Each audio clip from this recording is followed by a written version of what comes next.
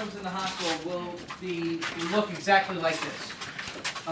We designed it to be what we call same-handed. Now, I'm sorry, I apologize, I tried to find a room without all these boxes, but these are the ceiling tiles, so they'll be putting them up very shortly. But let me explain a couple of things to you. A small community hospital like ours rarely has a chance to do cutting-edge research. Well, we are very lucky. We are doing something that no hospital in the country has ever done, and that is a research project on this room. So our Vice President for Patient Relations, Dr. Sue Lorenz, came to me and said, with this idea that she wanted to do not just build a model room to test out furniture and to train staff, but she wanted to build a functional model room in our current hospital and actually test out all of the theories that we had about how this room will improve patient care. I wrote a grant and we got funded for this research project. $2.8 million to run this project. So what we did was we took 2 of our rooms in the current hospital offline, knocked down the walls, and we built this layout of a room out of cardboard. We then had staff come in, tell us what they liked about it and not liked about it. Now they're not going to change the angle of the room, but they did make several recommendations that we took into consideration and we changed. Then we built the room and we had staff come back in and ask us, tell us some other things that they wanted to change. And then we finalized the room and we are now seeing patients in that room. And if you come into our hospital for a hip replacement, you could be selected for this study. One patient would go into the model patient room and one patient would go into a standard private room in the current hospital. And we're testing out whether or not it improves the patient experience. So a couple things about the design of the room. This is what we call the head wall of the room, and the bed comes out this way, so your head is towards this area. Now the room is same-handed so that in periods of high stress, the nurse and the doctor will know exactly where all of the gases are, all of the electric are, and it just becomes muscle memory.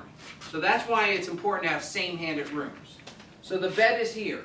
Over here, next to the window, is a couch. And I have to tell you, we've tested out about 23 different couches that fold out into a bed so that allows a mom to stay with a sick child or a spouse to stay with a loved one.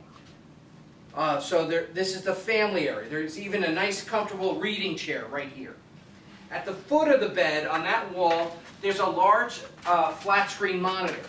We had to figure out what size monitor we needed because the patients in the bed will order their food off the screen, can see educational videos about their condition and what they should be doing, and can get other information off of the television monitor. So we tested a bunch of different sizes, and we found out that we needed a 42-inch flat screen monitor on that wall. So all the rooms will have that. There's a desk back there for your computer. And one of those little things that got changed was that we said we wanted this to be a computer desk, but the outlet for the computer was underneath the desk and there was no way to plug it in.